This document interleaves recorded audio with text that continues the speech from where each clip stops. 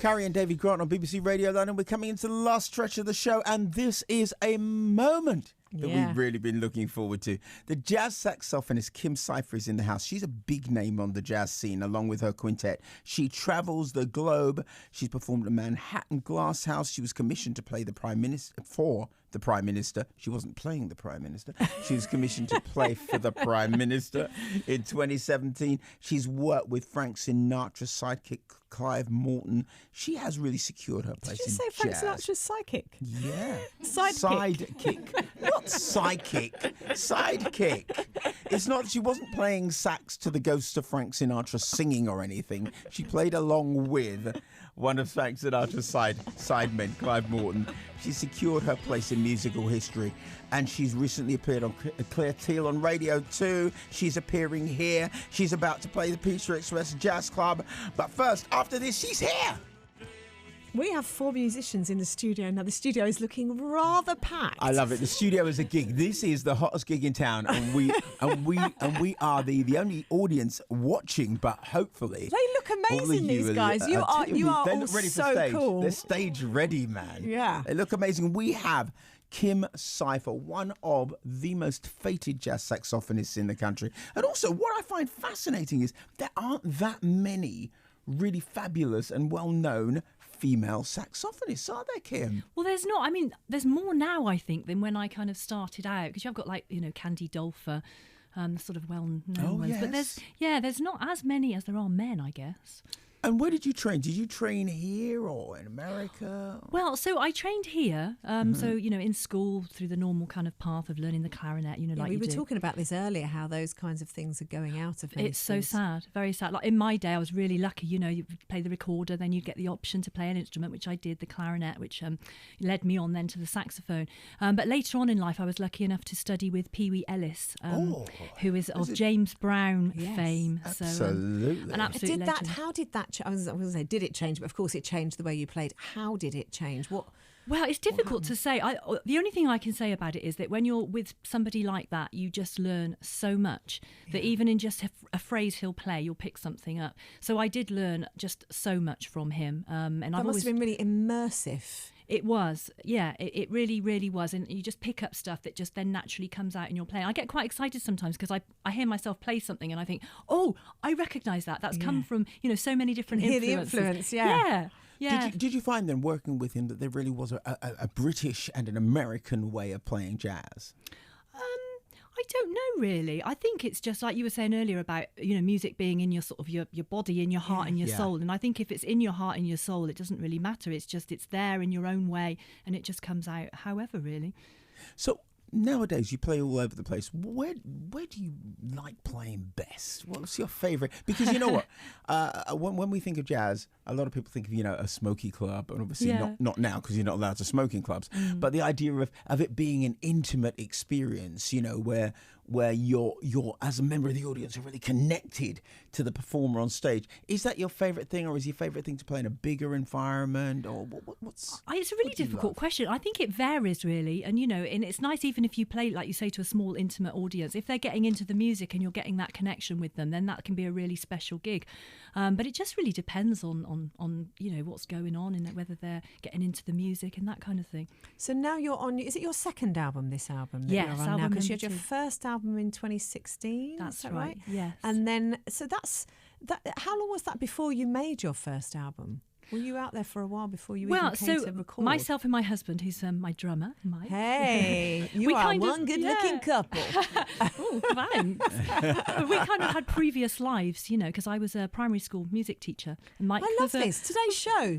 You've had two teachers who've become fabulous. Really? Yeah, Boogie Woogie pianist on earlier, who was amazing, who'd been a secondary school teacher. Well, there you go, you see. Yeah. But is he still teaching now? No. Hates the system. Hates the system, loves the music. Well, this is what we found. The thing is that music's always been in our soul, so we were doing these jobs and trying to do our music alongside, which it just wasn't happening. It was very tiring, and we just one day said, well, life's too short, let's just pack up our day jobs, which we literally did just like that. Wow. Very scary, but since then, it's been all go. And then so it was about 6 years or so, then I brought out my debut album, and then 2 years later I'm bringing out my second album, so we're really focusing on it now. That's fantastic. Now, I know we're going to play a track from your latest album fabulous. Soon, but you're going to play for us live, aren't you? We are. What are you playing? Well, so we were thinking we had a very early start, which is not nice for us musicians. Not as early as us, love. Well, this is what we thought. I'm not bitter. So we thought we'd bring I'm a real... awake. Oh, well, we're going to wake you You're up gonna now, wake me up. David. Please wake me up. We're going to bring a real feel-good vibe into the studio. So this is one of my favourite tracks from my album, actually. It's an original track, but not one of my originals. It's actually written by Chris Cobbson, who is with me today on guitar. He's here. Looking very, very cool on guitar there. Very dapper as our Chris, but a fantastic musician and a phenomenal composer. So this is from the album, and it's called A Time to Reflect, A Time to Forget. And we want to bring a feel-good vibe to London. So everyone in London, get up, dance, clap your hands. Let's start the day well. Wonderful. Off you go. Come on, enjoy yourselves.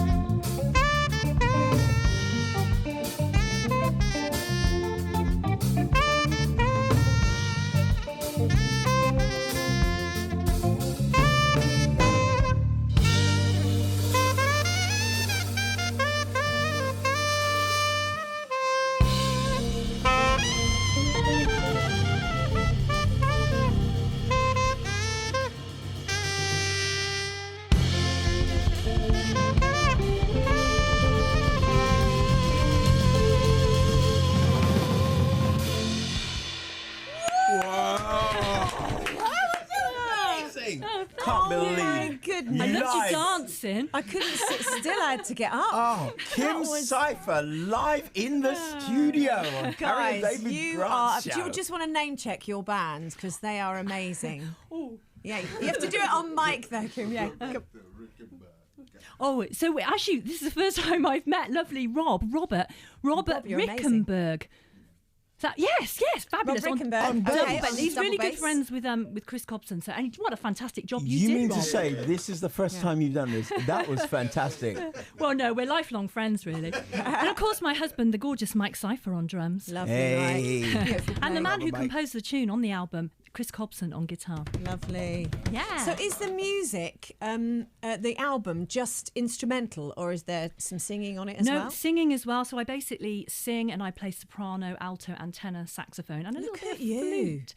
Check you out. Are you like, check me? I'm yeah. so clever. Oh, no, but I just love it. And it's a mixture of original tracks and also some sort of quirky takes on some well-known classics as well. There were, I have to say, and forgive me if you don't get this, there were so many elements there. Every now and again you play, and I think tonally, you just reminded me of Grover Washington Jr.